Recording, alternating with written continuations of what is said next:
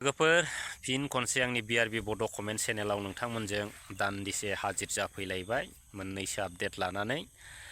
दा मेन आपडेटआव थांनायनि सिगां नैबे मोनसे गुसुं आपडेटखौ माने नोंथांमोना नायनानै लाग्रो आरो हायोबा नोंथांमोना सापर्ट खालामबानो जाबाय आरो दा बे आपडेटआ जाहैबाय नैबे आं मोनसे फट' होदों बे फट'आ जाहैबाय सासे सिख्लासा तारमाने सुमलि बागान नवीननगर प्राइमारि सिङाव गोग्लैयो आरो दा बे सिख्लासाया थांनाय माखासे साननि सिगां बिथाङा न'निफ्राय ओंखारलांदोंमोन माने सोरांबानो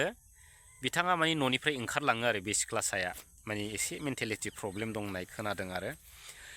दा बैबायदिनो बे 20-25 दिननि सिगां बे सिख्लासाया न'निफ्राय ओंखारलांदोंमोन ओमफ्राय बै ओंखारलांनायनि उननिफ्रायनो दिनै बिथाङा न'सिम माने रिटार्न जायाखै आरो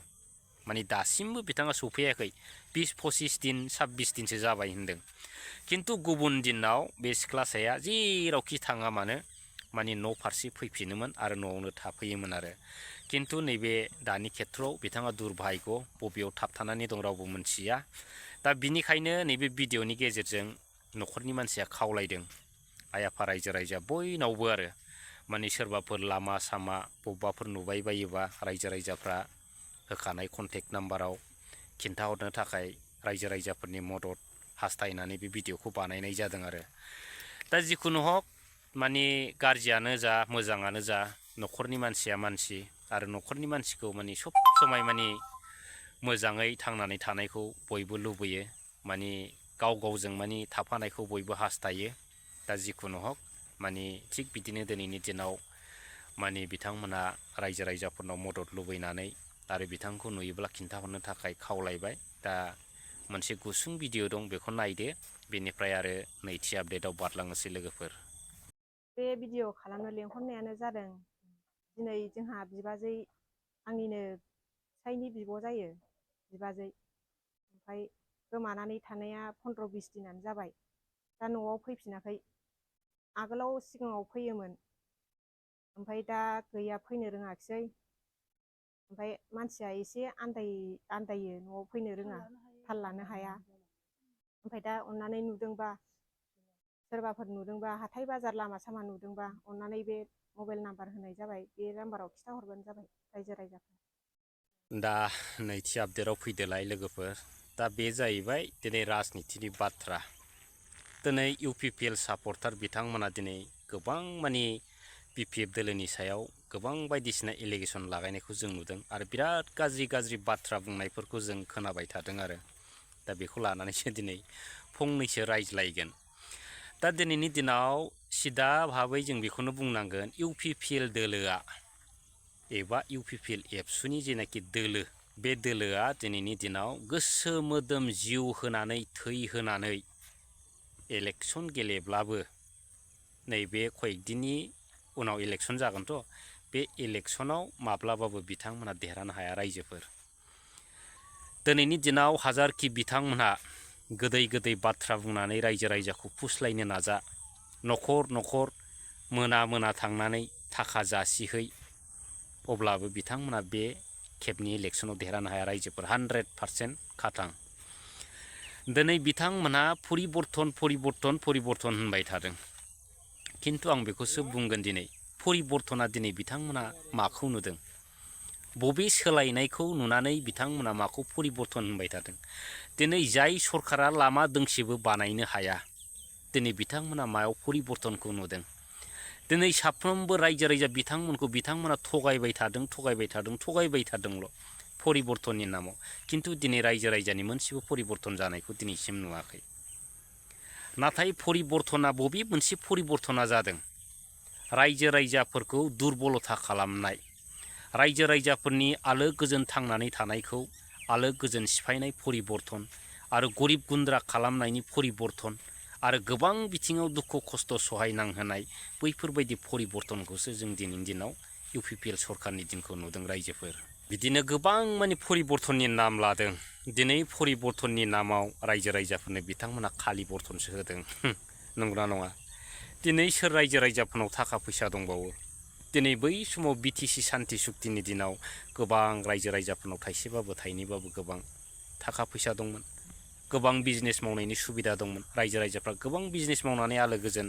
रायजो जानो हादोंमोन खिन्थु नैबे दानि नैबे इउपिपिएल सरकार प्रमद बन्दु बिथांनि सरकारनि दिनाव बबे मोनसेया सोलायाखै दिनै गासिबो बिथिंनिफ्राय सिन्था खालामनानै नायोब्ला बे प्रमद बन्दु बिथांनि सरकारा जोंनि रायजो राजाफोरनि गोजोन सेनायनि मोनसे परिबर्तन आरो खालि बर्तनसो जों होननो हायो रायजो राजाफोर दिनै बिथांमोना गोबां परिबर्तन होनदों आरो दिनै बिथांमोना गासिबो जेनाखि जोंनि हारिया सेक्रिफाइस खालामनानै मोननाय बिटिसि बे बिटिसिखौनो दिनै बिथांमोना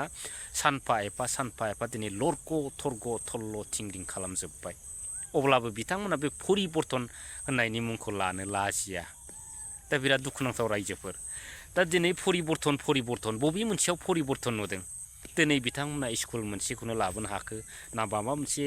गिदिर माने इन्डास्ट्रिखौनो लाबोनो हाखो ना माबा मोनसे गिदिर इनस्टिट्युट माने बेफोरखौनो लाबोनो हाखो माने मोनसेबो बिथांमोना रायजो राजाफोरनि मोजां मावाखै दा जाय सरकारा रायजो राजाफोरनि मोजां मावाखै दा बिथांमोना मारै परिबर्तन होननो हाखो जाय सरकारा रायजो राजानि थांनानै थानायखौ नासयदों दिनै बिथांमोना मारै परिबर्तन होनो हाबाय थागोन रायजोफोर दा लाजिया नामा बिथांमोना दिनै परिबर्तनजोंनो दिनै जोबलांदों बिथांमोना दिनै रायजो राजाफोरनि गासिबो उन्नतिफ्राबो दिनै जोबलांजोबदों दा बेखौ परिबर्तन होनो रायजोफोर दा बेखायनो आं दिनै बिथांमोनखौ बुंगोन बिथांमोना दिनै बिपिएफ दोलोनि सायाव जेसेबांखि एलिगेसन लगाया मानो जेसेबांखि गाज्रि बाथ्रा बुङा मानो बैफोर बाथ्राफ्रा जाहैबाय दिनै बिथांमोना गावखौ बुंनानै लानाय बायदिसो जों नुयो दिनै इउपिपिएल दोलोआव बुंनो थाङोब्ला सोर मोजां दैदेनगिरि दंबावो दिनै मोजां दैदेनगिरि हारिनि फारसे साननो गोरों जाथिनि फारसे सेन्टिमेन्ट खालामग्रा गोबां इन्टेलेक्सुवेल बिथांमोना दिनैहाय इउपिपिएल दोलोखौ मुगैबाय इउपिपिएल दोलोखौ मुगैनायजों लोगोसे बे इउपिपिएलनि दारै जेबो जाला होननानै दिनै दोलो सोलायगासिनो दं नाथाय बिथांमोना आरो गोदान